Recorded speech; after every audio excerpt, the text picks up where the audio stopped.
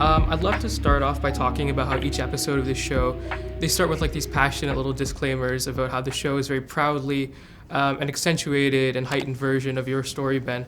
And so I'm wondering, what were the initial conversations about getting to this zanier kind of tone and using the mockumentary angle? I think, why not laugh?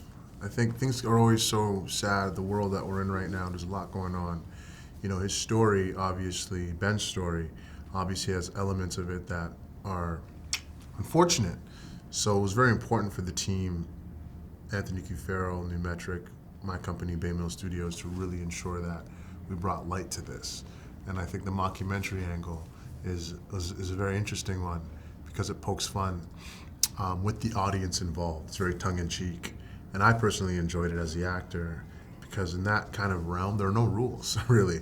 You know, you can look at the camera, you can kind of reference things that you wouldn't normally reference, and it was just, for me, a wild ride, and hopefully a wild ride for the audience. And I'd love to know what the process was like for both of you as producers on this show. Did you have like a biggest hurdle in trying to pitch this project as it is? Like, did people want it to be more serious? And what would you say is the biggest change from the series' inception to the final series that we see on screen? I've always been a part of the project peripherally, you know, over the years of development. I kind of came in like in the last quarter, literally the fourth quarter, maybe like 6 weeks before, like 8 weeks, like not enough time. And so I wasn't really a part of the development process per se. However, I was definitely involved in the production and post-production process. And I know that just as a whole, the reason why I was kind of a part of it for so long is because I believe it, at moments it was a drama, at moments it wasn't gonna go, and there was ideations of it being a film. But I just think ultimately, the most important thing is that we got there and we're here. And all that was just beautiful noise, and now we are in front of you and in front of the world, literally premiering our show. And I mentioned a little disclaimer intros earlier, and in the third episode, it starts with small details are for small people. Just enjoy the show. And that works for the audience, that works for the show tonally, but as an actor, I imagine the small details are kind of like bread and butter when you're trying to bring them into performance. So I'm wondering, what kind of small details did you work with Ben to bring to the performance? There's so much incredible source material in the world about Ben, which for me as an actor is a gift. Because sometimes when you're doing a period piece, you gotta use creative license to bring it to life. And this one, the man was here with me. Interestingly enough, I actually didn't work with Ben or speak to him that much before or during my preparation process because he's a very different man than he was back then. And so it was important for me to try to get an unfiltered, unsanitized point of view. And clearly he's biased and because he's Ben, you know, like we all are. We have our own specific opinions about ourselves. And I wanted to just get the full scope of the rainbow, so to speak. And that was really great. But then the details of it were really important for me, culturally, regionally, you know, his athleticism, all these elements were things that, you know, I took really seriously to really elevate my performance of my role. And I really appreciated that even though the show is like very broadly a comedy, like you said, it never shies away from acknowledging the harsh realities of your story, Ben. And it wasn't afraid to include the fact that Canada was willing to turn its back on one of its own and even question your Canadian identity. And so I'm wondering what it was like to revisit these events decades later, and how was it like working with Anthony Farrell and the writing staff to weave your agency into the story? Well, it was great to meet the crew, Anthony and Mark and the rest of the people that basically put this thing together. It was a lot of hard work, but they got it done. But my mother always told me that I'm not going to be well known in my native country. But when I do go and travel around the world, you're going to see the love that the people have for you, and it was so great. You know, I just came back from India. I was there for about 12 days, and people, you can see the love. You know, the life, the enjoyment, the greetings that they have for me and I have for them, and hospitality was great. You know, I got, police service escort wherever I go and meet a lot of wonderful people in India. And I feel very much at home, so to speak. So Canada is my also second home, but I don't get the respect that I get here as much, because track and field here in this country is second to none. So I just do the best I can and just ignore it and meet some wonderful people while I move around in Toronto, and I meet people every day, new people every day. Wish me the best of luck. I know what happened to you and all the stuff like that, and it's just great. I support over the years and still continue to do so. I love to hear that.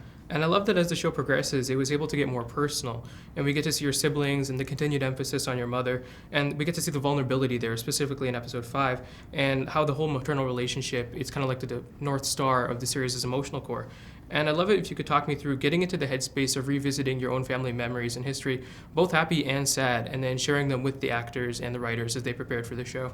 Well, I really, I'm not a negative person. I'm always positive. Even though good times or bad times, always be positive. And that's what kept me going through the years and through now.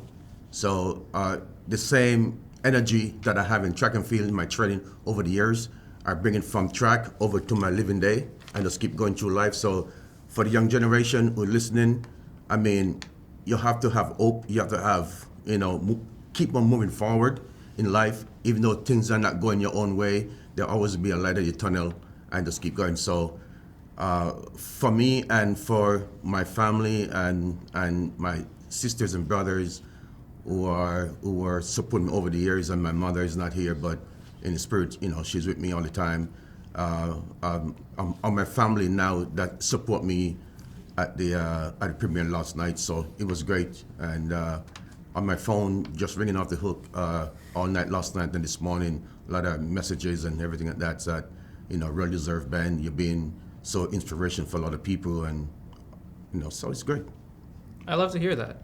And we got to talk about the ensemble because it's like a truly Olympic level roster of Toronto talent. We got Karen Robinson, Mark McKinney, Ennis Esmer, Andrew Fung, and that's just the beginning of the list. So I'm wondering what was it like to assemble this lineup of talent, and what were the conversations like of having them play multiple roles, and how does that affect you as an actor? It's the best of the best. It's the Canadian Avengers. And I've been saying this the entire press run, that I'm such a fan of actors. I'm a fan of Canadian actors. And getting to share the screen and playing opposite these folks was such a gift every day. Karen Robinson played my mom. I was with her the other day, and I gave her a hug and I said, "You are incredible, and I'm so lucky to be able to spar with you in the arena of acting." These folks are literally so talented, and for those of you who are about to watch it who don't know, they play multiple characters, very much like a sketch comedy show in that way. Partially because of budgets, and so we had to find ways to make it interesting. But yeah, you're seeing Deshane Williams playing my father, and in another scene playing my brother, but then also playing O.J. Simpson, and then playing an announcer and playing a runner. So it keeps things alive, and I think that process as a whole, it brings us back to theater. It brings us back to true play, and that's why it's so special, and you can feel the energy on screen. You can feel it. We're having so much fun, and every day we're like, we get paid to do this? It's pretty fun. Not a lot of money, but we got paid, You do really feel like you guys are having fun doing it. Yeah. That's part of the joy of watching it. And we talked about family earlier, and I think it's awesome that both brothers now have been able to play Canadian racing icons. And while Race and Hate the Player, they're very radically different tones and approaches to racing scenes. But I'm wondering if there are any tips that Stefan gave you about inhabiting the racer's physicality as an actor, and any tips that Ben gave you from a first-hand athlete perspective, and if they contrasted at all. Sure. So Stefan played Jesse Owens, who's an American icon, and I played Ben Johnson, a Canadian icon, both incredible runners. And I think what was interesting about Stefan's perspective and my perspective is, funny enough, I think that's maybe over, fact-check me, 10 years or so, or something a very, very long time ago. But I just think it's ironic, and serendipitous, a coincidence, however you want to put it, that we're now both playing runners. But Stefan is great, and to be able to know that my brother did that and now I'm doing this is really special. I think the person that's really excited about this the most is not even me or Steph, it's our mom. My mom is the one who would be able to answer any questions relating to those things, because she has all the posters and all the movie memorabilia in her home. But just very, very blessed to be able to be doing this in this capacity and building our legacy as producers on this show and as individual actors. I love that. I'm born and raised Scarborough myself. Yes, sir. What part? Port Union. Okay. So right at the east Right end. at the cusp. Right at the cusp, yeah, right at the border. But I've been thrilled to see so many Scarborough talents, yourselves included, making great art, big strides, and getting their dues. And I know you guys had the premiere at Town Center last night. That looked amazing. I saw you went to Johnny's last night. I did go to know that Johnny's. must have hit. Of course. What does it mean to represent our region on a world stage? And where do you hope to see the future of Scarborough film and TV go in the future? And how do you think Bay Mills can play a role in that? Oh wow, man! I'm a metro housing baby. Birchmount and Shepherd, Bay Mills. Shout out Wexford School for the Arts. Born and raised. I mean, I love it so much that my production company is named Bay Mills Studios. I think it starts with that. I think it just starts with being able to use your platform to shine a light on a place that doesn't necessarily have the best rap. You know, my mom used to say the community was at risk. You know, the government would say we're at risk. And my mom would say we're at risk of being extraordinary. And so that's something that I take dear and near to my heart. And wherever I can continue to tell stories from where I'm from, empower storytellers from where I'm from, it's a big part of my mission. And yeah, I'm a Scarborough boy, man. I go to Johnny's Hamburgers, Frederick's, you know what I mean? And anywhere and everywhere, you know, Scarborough Town Center, shout out Paramount Plus and Game TV, because this premiere could have happened anywhere.